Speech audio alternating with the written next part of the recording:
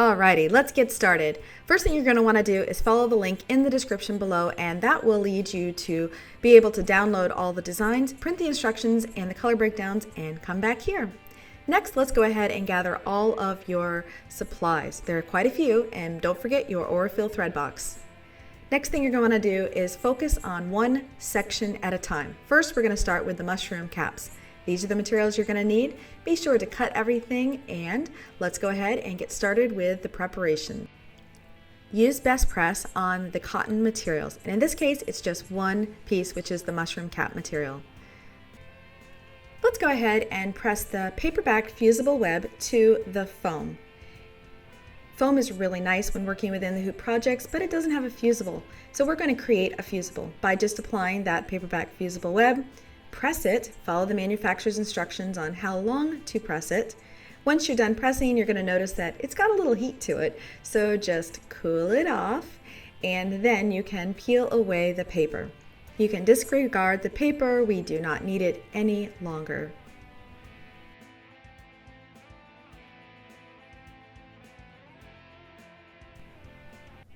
Now go ahead and press the mushroom cap with the right side facing up to the fusible part of the foam. Make sure that you've chosen the mushroom cap design to stitch out first, and hoop that tearaway stabilizer so that it's nice and secure inside. Follow your user manual on how to hoop the stabilizer, or ask your local dealer. Once it's nice and secure inside, you're going to place that mushroom cap material with the fabric facing right sides up and the foam down facing the stabilizer. Thread your Aurifil 50 weight cotton thread in the top and a white bobbin in the bobbin. So stitch number 1 and 2. All right, excellent job. Now let's go ahead and make sure you have your black and your white Aurifil cotton thread. We're going to sew the buttons out of the white, and the black will be the accent. Good, good. And now you have removed the hoop from the machine, and let's take a look at those buttons. Beautiful. I sure hope you like those button marks on our mushroom. Next, get your favorite applique pair of cutting scissors, and we're going to be cutting the lower edge of both mushroom caps. Be sure to cut as close to the stitching as possible without actually cutting the stitching.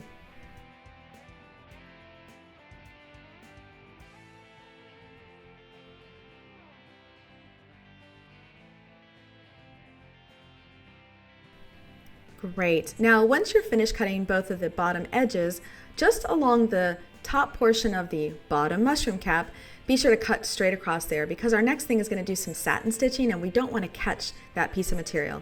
Just make sure you leave enough, because this is going to need to be a seam allowance in just a few steps. So leave about 3/8 of an inch to a 1/2 inch.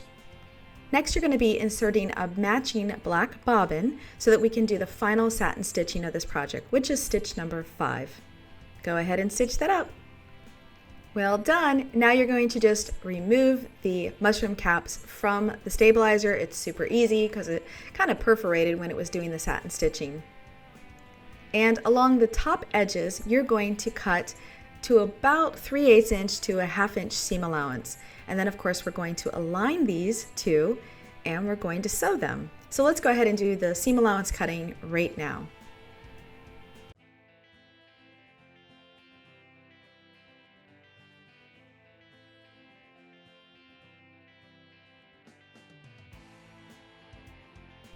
Now let's place them right sides together, aligning that top running stitch.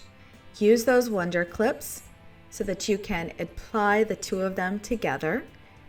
And you're going to sew about a 1/16 of an inch on the inside of that top running stitch, securing the two mushroom caps together. Now turn your mushroom cap right sides out and just kind of finger press that seam so that it is nice and smooth. And there you go. You've got your mushroom cap ready to go. Put it aside and we'll go to the next section. The next is going to be the base. That is the base, which is the ground, and then also the under of the mushroom cap. Prepare your materials just like we did before, with best press, spraying the cotton materials only. Now press the paperback fusible web to the foam, scratchy side to the foam that is, and once it's done, and you want to cool it down, and then you can just remove the paper. And you're not going to need the paper, so you can discard it. And boom! Remove both pieces of paper, and now you're going to apply one piece of the ground, wrong sides together with the foam, and one piece of the underside of the mushroom. Hoop your tearaway stabilizer, center it within the width and the height of the hoop. Thread the top of your machine with the black Aurifil 50 weight cotton thread and the white, and sew stitch number 1. Remove the hoop from the machine, and you're going to place right sides up the underside of the mushroom. We're going to sew stitch number 2. Alright, very good. And let's turn the hoop to the wrong side and place the other piece that is the underside of the mushroom. Use tape to secure this in place. You'll notice when I'm taping on the back of the hoop, I like to go past the hoop, and actually the tape is secured to the hoop. I find that within the hoop projects this works like a charm. Put a black bobbin in the bobbin, and you're going to sew the next stitch. Here it is. What it's done is it adhered the front to the back. Remove the hoop from the machine, and you're going to turn the hoop to the wrong side. Remove that tape. And using your favorite applique scissors, you're going to cut around the stitching as close as you can without cutting the stitching. Do this on the back of the hoop and on the front of the hoop. Once you're finished, you're going to insert the hoop back into the machine and sew stitch number 4, which is the satin stitch.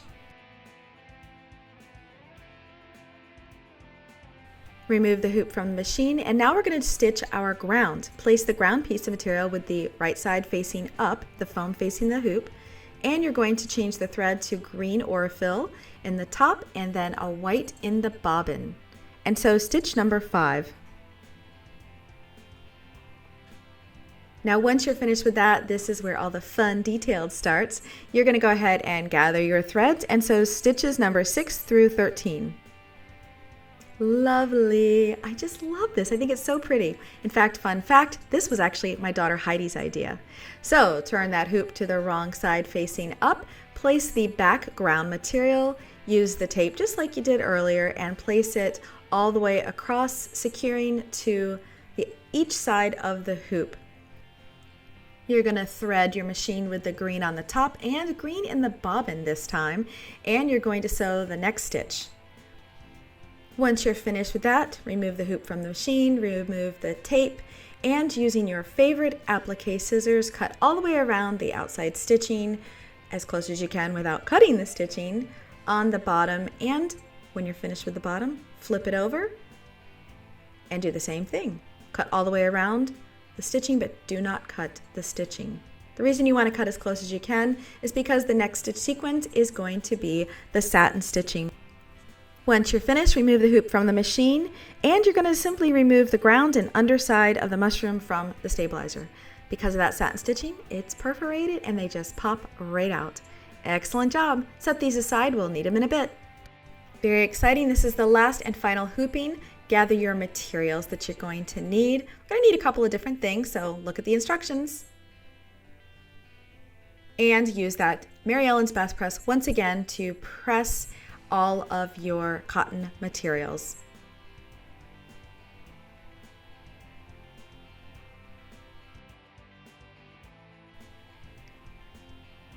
Let's go ahead and fuse the paperback fusible web to the piece of foam, scratchy side facing down. Follow your manufacturer's settings and give it a good press. Now when pressing this, it can get super hot, so cool it off and remove that paper. We no longer need it. And you can just discard it. Now take the stem material, place it wrong sides together with that right side, pretty side facing up, and press it really good, following the manufacturer's press suggestions.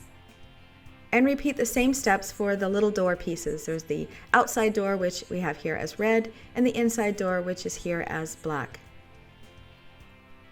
Cool it down, remove the paper. Hoop the tearaway stabilizer, Place the stem material right sides facing up, thread your machine with the white Aurifil cotton thread, and sew stitch number 1. Boom, there it is. Looks great. You'll see that it's got it placed, it's secure. Now sew stitch number 2. This is the little door placement. And what you'll do is place the red piece with the fusible facing down, insert into the machine, and sew the next 2 stitches. Now you have the placement for the inside door. Take the black fusible side facing down and sew the next stitch sequence. You can barely see it, but it's a little oval shaped type and it looks like a door. You can also look at your color breakdowns to see exactly the shape. Use those applique scissors and cut around the sides and top of the inside door, but notice that I've left the bottom section still there. Repeat the same steps for the outside door, which is the red here. Cut as close to the stitching as possible. Even if you have to go back in like I just did here, just get as close as you can so that the satin stitching covers really nice. Gather your threads, and this is most definitely the fun part. You're going to stitch the little door and then all the other colors from stitch number 6 all the way to number 24. Once you're finished stitching, you might notice a little extra black thread and fabric, so use a lint roller to remove it. Find your favorite applique scissors and cut along the bottom and the top of the stem. Do not cut the stitching. Once you're finished cutting the top and the bottom, you will want to wind a cream bobbin and thread your machine with cream on the top and in the bobbin and sew the next stitch sequence. Once the satin stitching is completed, gently pull up the lower portion of the stem. Bring the lower running stitch up toward the upper running stitch and align the 2.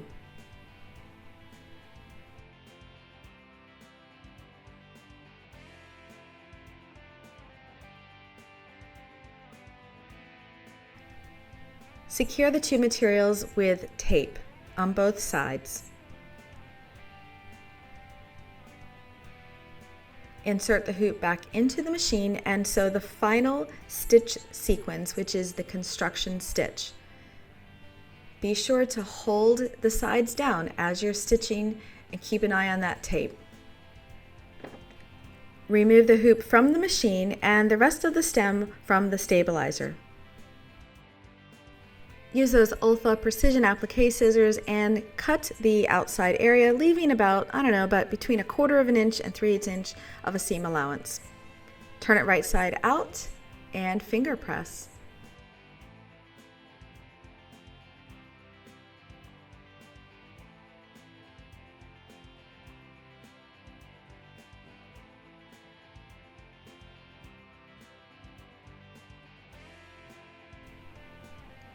Use something to hold up the mushroom cap.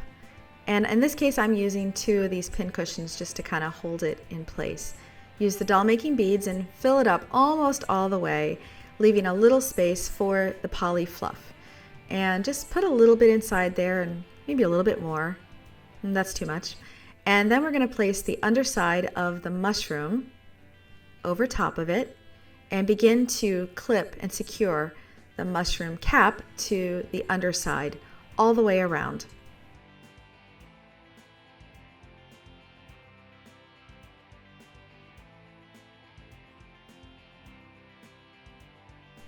You'll see that I'm kind of pushing it in a little bit while some of those doll making beads are trying to escape, and that's fine. Just let them pop out and just continue to clip all the way around.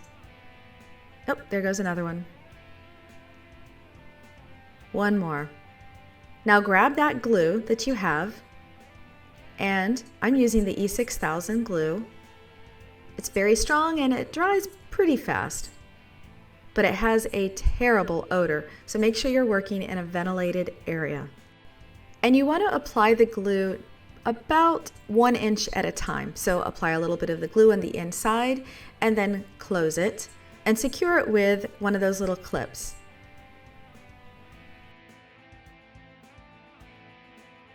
And then you'll want to add more clips so that you're securing the layers together. So a little bit at a time, about, like I said, 1 inch. And let's go ahead and use a straight pin to kind of smush down that glue and secure it with a clip. You're going to need lots of wonder clips. So just continue that all the way around, doing about 1 to 2 inches at a time, closing, adding the clips to secure it in place. Use the straight pin as needed to get rid of the excess glue. And once you're all finished and you've got that last little section done and there's tons of wonder clips holding this guy together, we're going to let it dry. Follow the manufacturer's suggestion. But make sure it stays upright. We don't want it toppling over. While that's drying, we can go ahead and apply our ground to our stem. You're going to place glue all the way along the bottom portion of the stem and then place it wherever you like. It's truly up to you. Use that A6000 again. And you're going to do the entire bottom of the stem. You're not going to do 1 inch at a time. We're going to go for it. Just do the entire bottom of the stem. Place it on the ground, push it down a little bit, make sure it's nice firm in place, and use another pin cushion to let it dry. Once the stem and the ground is dry, you can go ahead and add your doll making beads. You can use a funnel or a little measuring cup, however you want, just get those beads inside the stem.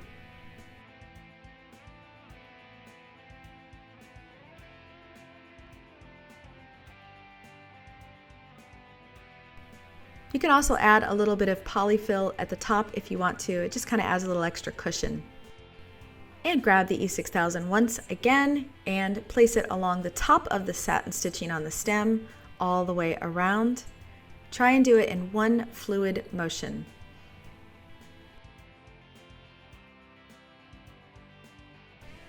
You basically want it on top of the satin stitching, not the inside, not the outside. Just as long as you make sure that it's nice and got lots of glue on it, because now we're going to apply the mushroom cap. Find the placement, take your time, and let it dry. Once you feel that your mushroom pin cushion is officially dry, you can very carefully remove all of the wonder clips. Make sure you do it nice and slow so that you don't accidentally disturb any of the glued pieces. Once all your clips are out, you can go ahead and start using this as a pin cushion.